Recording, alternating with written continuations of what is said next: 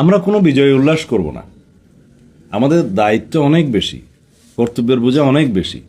বিজয় উল্লাস করার মধ্য দিয়ে আমরা কোনো উত্তেজনা সৃষ্টি করতে চাই না। আর এই বিজয় আমাদের কাছে প্রত্যাশিত ছিল।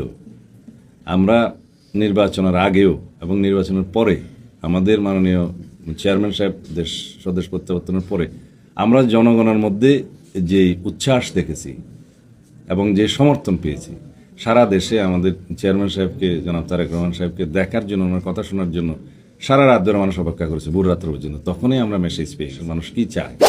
চকরিয়া পেকুয়া তো সারা দেশেরই একটা অংশ। তো যেহেতু আমি এই এলাকারই নির্বাচিত প্রতিনিধি ছিলাম, আমার সহধর্মিণীও আমার অনুপস্থিতিতে আমি যখন কারাগারে ছিলাম, তাকেও এই এলাকার মানুষ আমার চাইতে বেশি ভোটের ব্যবধানে নির্বাচিত করেছে। সুতরাং তাদের প্রতি আমার দায়বদ্ধতা অনেক বেশি।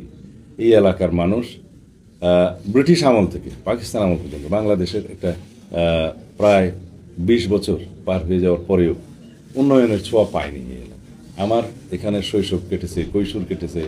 আমি এখানে কাদামাখা মাটিতে হাঁটতে হাঁটতে আমি আমার স্কুল লাইফ শেষ করেছি।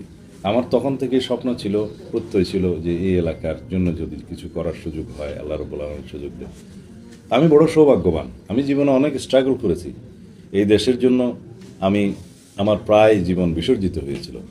আমি অনেক বেশি ডেমোক্রেটিক স্ট্রাগল করেছি, গণতান্ত্রিক সংগ্রামে। কিন্তু তারপরেও আমি অনেক সৌভাগ্যবান। আল্লাহ রাব্বুল আলামিন আমাকে কখনো পরাজয়ের মুখ দেখায়নি, গ্লানির মুখ দেখায়নি। আমি বিজয়ীর বেশে এই দেশে ইজ্জতের সাথে, সম্মানের সাথে প্রত্যাবর্তন করতে পেরেছি ফ্যাসিবাদ মুক্ত বাংলাদেশে। এই শুকরিয়া আমি আমার শেষ মুহূর্ত পর্যন্ত আদায় করে যাব। সেটা আমি কৃতজ্ঞতা প্রকাশ করছি আমার দেশবাসী।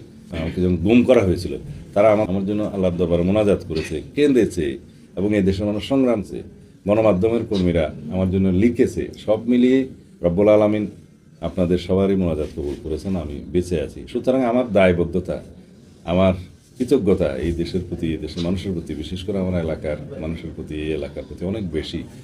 আমার প্রতিশ্রুতি অনেক আছে। আমি চেষ্টা করব প্রতিশ্রুতির চাইতেও বেশি অনেক জনপ্রত্যাশা পূরণ করার জন্য।